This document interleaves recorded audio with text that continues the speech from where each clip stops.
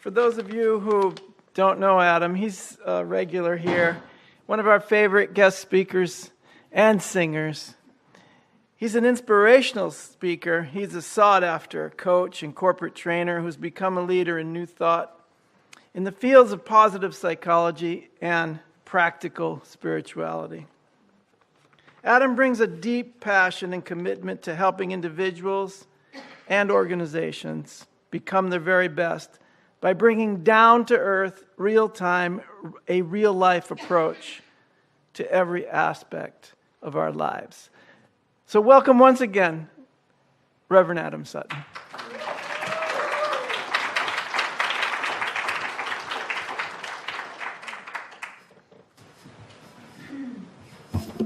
So one of the tools that I used to get me here this morning is an incredible app I've discovered and used for the last year called Waze.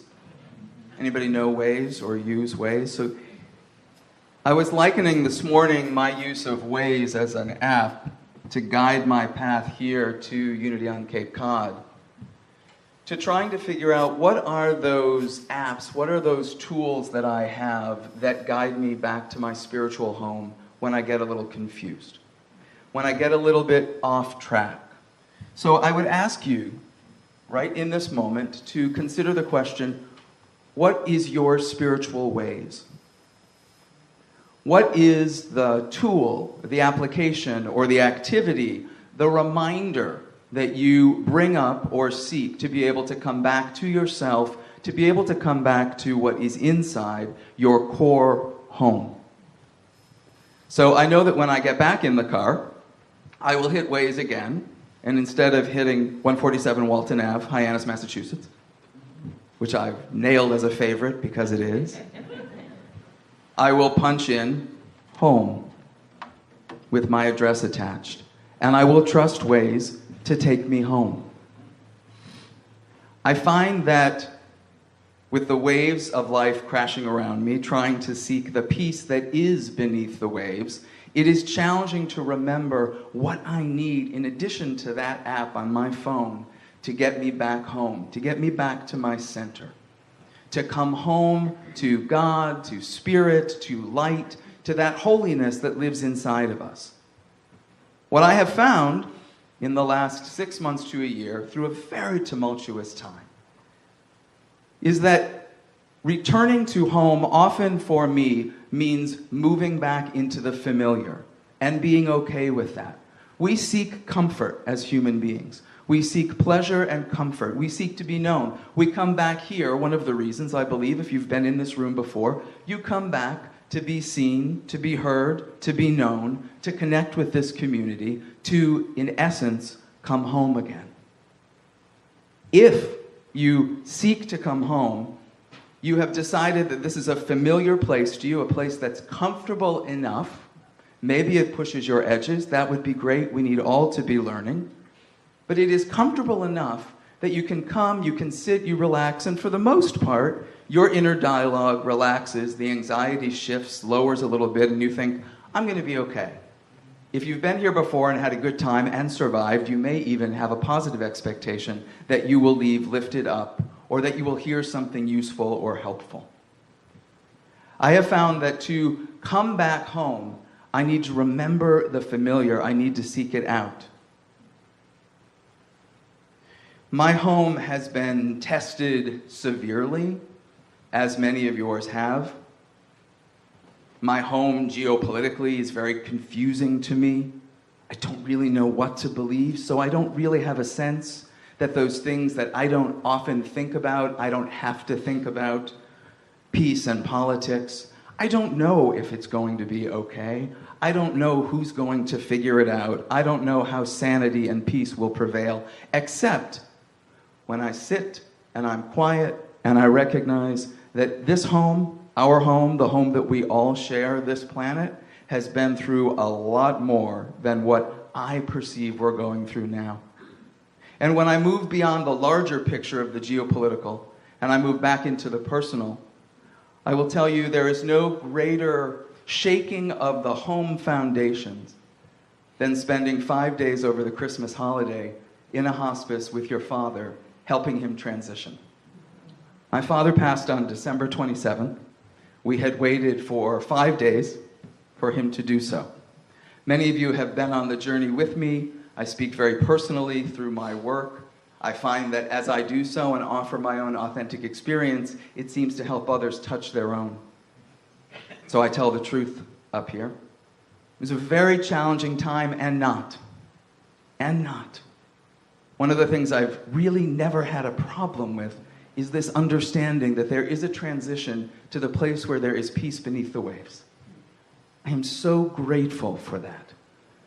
Because in this moment of need with my 3 other siblings, I didn't have to play the minister or the coach or the big brother. I could simply be a sibling, but in peaceful connection with them, because I have a powerful spiritual inner home. That takes work. So just as each of you over the last 6 months, the Cape, Provincetown, other parts that I love on the Cape have been battered by storms. And even now you're thinking, okay, this afternoon maybe I need to go home and check out the gutters. It's a little bit warm. Things are going to start to melt. There may be some problems. Ice flow on the roof. It's a long list if you're a homeowner, right? That same work that you do on your actual home needs to be thought about in the same way as you create a spiritual home for yourself that is powerful and ready to weather any storm. Because if you have not done that work, just as on the house, if you have not before the hurricane put up the right wood in the right windows and thought about the battering forces of the wind and the rain, if you have not done that inside of yourself, that when you face those moments that feel insurmountable and incredibly challenging, you will let the water seep right in, and you will be cold and wet, and you will feel alone. Our work is not always happiness, sunshine, rainbows, and unicorns. Oftentimes, unity as a denomination gets derided by other denominations. Oh, New Thought, that's the think positive folks. They're all sweet happiness and light. They're not actually working in the world in a spiritual warrior kind of way. And I say, we all know that's crazy, but here's the charge that I will give you. If you are not leaving this place to begin your service once the service ends, to seek to figure out how not only to help yourself find your own spiritual home, but to help others do the same, you will be confused. You will continue to feel the wind and the rain and the storms. So again, what I did over the last couple of months was go back to the familiar. So I had left yoga. I had left yoga so that I could pursue lifting of weights. So when you turn 50, many of us are thinking, oh my God. And we're thinking that every time we look in the mirror in the morning. This is a little bit new. So this is like the wisdom beard, right? How do we take those strengths when we turn 50? And now I'm actually multi-years beyond 50. And so I left yoga a few years ago so I could pursue CrossFit and all those other incredibly masculine butch things that I thought I needed. I still do that, and I've built some muscle and I've lost some weight. But there is a peace that lives beneath the waves that meditation and yoga, when combined, give me. So, in the midst of the storm, I went back to that. I found some classes. I found people who could hold me in that. I went back to very gentle yoga. So if some of you are thinking I could never do yoga, the class I went back to had 4 people in it. There were 6 cushions. We laid on the cushions. There were 3 poses over 45 minutes. Mostly we napped. It's the best yoga ever, let me tell you. I needed that familiar space. I went back to a room I had taken a class in. Why? Because our brains are constantly seeking safety. Our brains are right now, this very second, seeking safety. You are looking around, you're listening to my words, you're hoping that I don't totally break down, that you're going to be okay, right? You're looking at each other, is there an exit? Where's the exit? Right? This is what we do. This is what we do. We're seeking safety. We're seeking peace externally. So it's really helpful to go back to places that feel that way. So when I walked into this room, and I've only been for the one class, it was delightful, but I've only been for that one class, everything calmed. And I thought, and this is the thought that I really hope you can find, I'm going to be okay. Now, I have some other places and other tools that I have in place to help me feel at home. I've spent years building a relationship and a marriage that really works. So I go home to a husband who will probably have made something to eat and who has been here among you and knows how much you love me and I love all of you, and I mean that very seriously. So I go home and my love and my energy is reflected.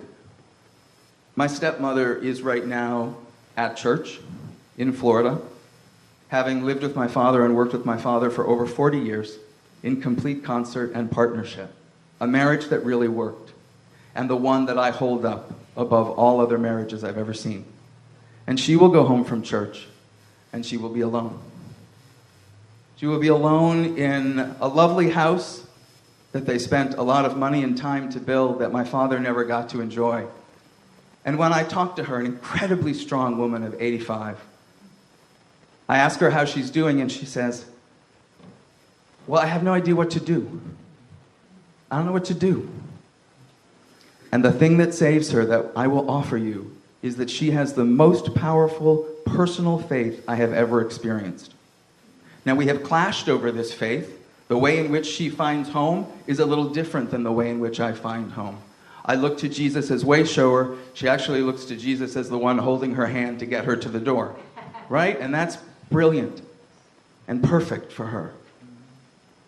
But if you don't think that I am so exquisitely grateful to her faith, as much as I love her, that she can be home with Jesus this afternoon, as she tries to think about how to move through the next 5, 10, 15, 20 years of her experience, you would be mistaken if you didn't think I hold that faith up as her way, her home, the place she's built. And I honor that, and I'm so grateful for it.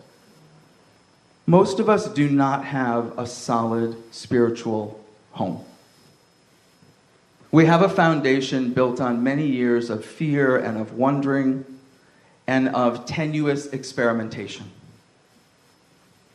Many of us don't spend the time that we need to building. And when I say building, let me be very, very practical. Unity in the New Thought movement is all about practical application of spiritual principles. If you have never walked into a Unity church, welcome. What we are about is making things real, making them useful to you. Human beings do things for one of two reasons. To seek pleasure, I'd love more chocolate, thank you, or to avoid pain. Most of us spend most of our time avoiding pain. And we do that in myriad interesting and exciting ways. We all have our different lists.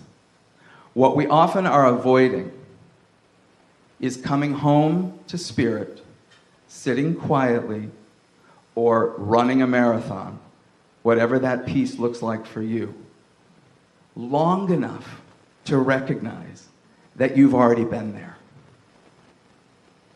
If you give yourself enough time and enough familiarity and help and guidance and friendship and community to be able to hold you in a spot where you can feel home, I will guarantee you the thought that will come is, I've been here before.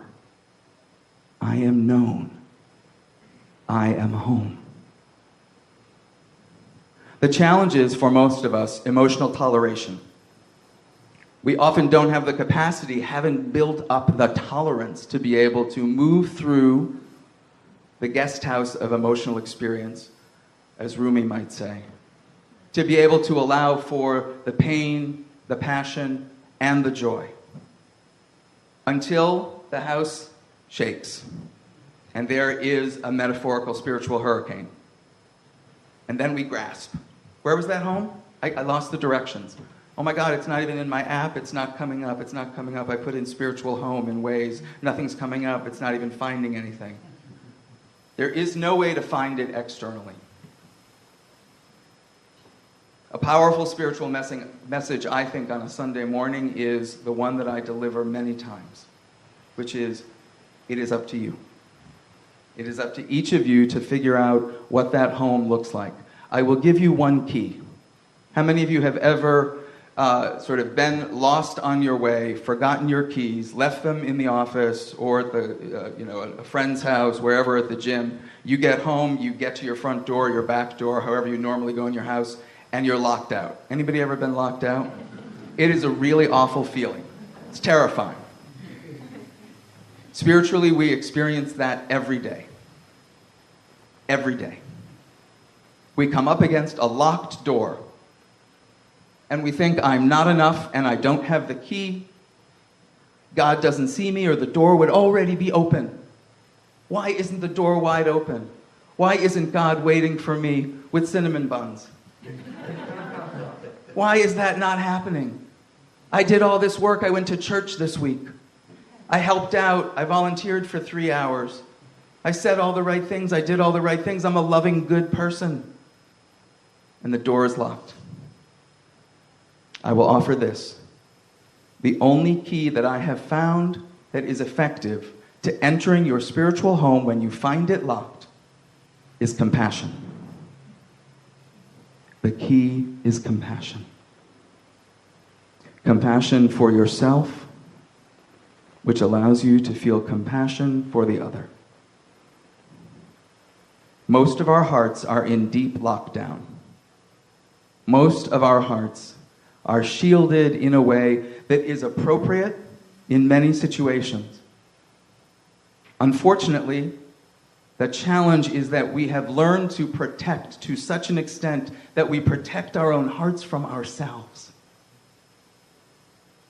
And so the key of compassion starts with understanding, accepting yourself exactly where you are in this moment with all of your faults and foibles, recognizing that it is holy and perfect as it is right in this moment.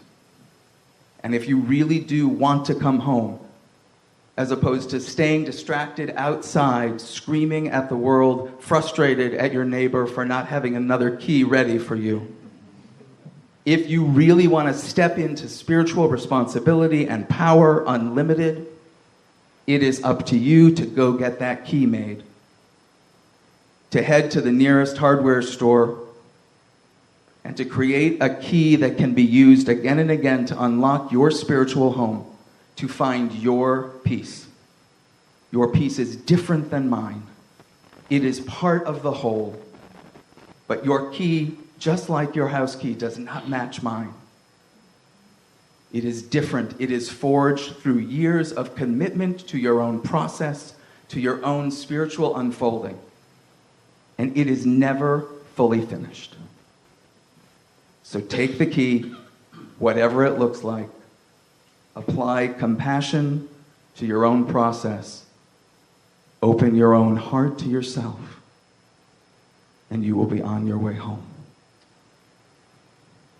And let's just breathe that in and out. 2 more times. In and out. In and out. God, we seek to know our home within. We seek to know the way.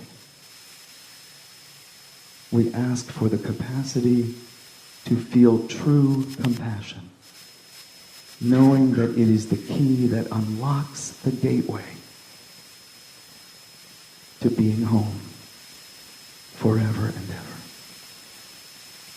Amen.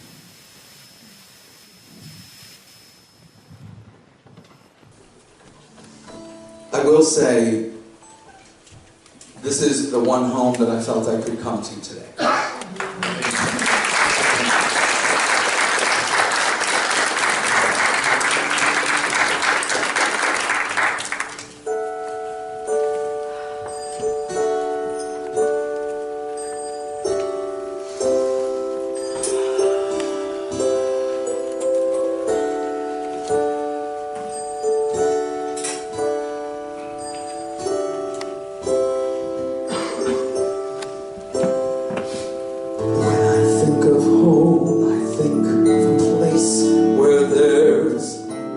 Love overflowing.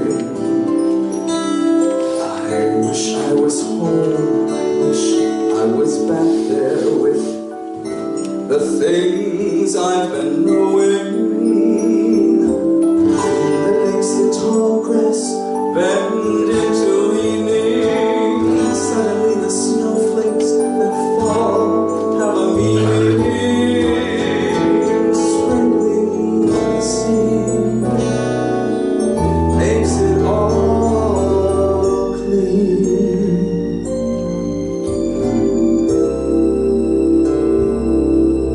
Maybe there's a chance for me to go back now that I have some direction. It would sure be nice to be back home with all that love and affection. And just maybe I can convince time to slow up, giving me enough time in my life to show up. Time, be my friend. Let me start again.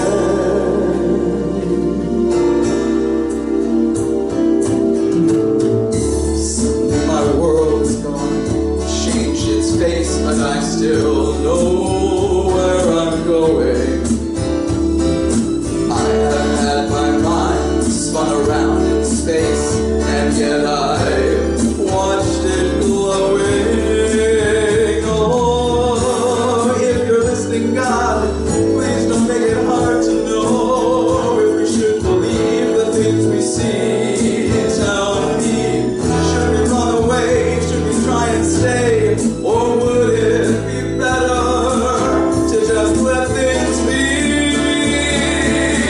Living here in this brand new world might be a fantasy. Oh, but it's taught me to love, so it's real to me. And I know we must look inside our hearts to find a world full of love, like yours and mine, like